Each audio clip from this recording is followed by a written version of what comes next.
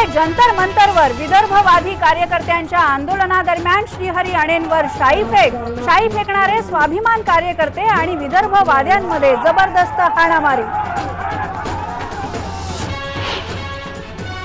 श्रीहरी अणेंनी दिल्लीचे मुख्यमंत्री अरविंद केजरीवाल यांची घेतली भेट। यापुढे विदर्भवादी संघटना आणि आम आदमी पार्टी लढणार वेगळ्या विदर्भाचा लढा।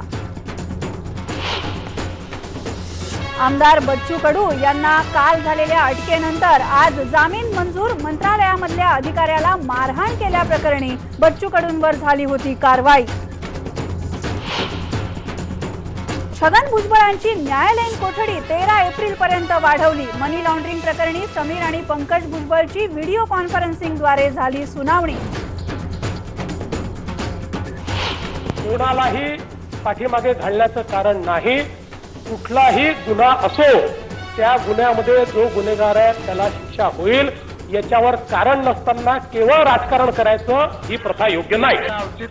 गणेश पांडेला अटक करा, विधानसभेमध्ये विरोधकांची मागणी। तर कुणालाही पाठीशी घालणार नाही, मुख्यमंत्र्यांचं आश्वासन।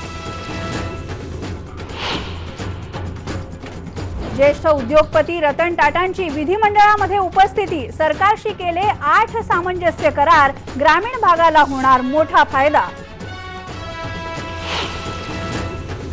साताऱ्याचे खासदार उदयनराजे भोसलेंनी बिग बींची घेतली भेट।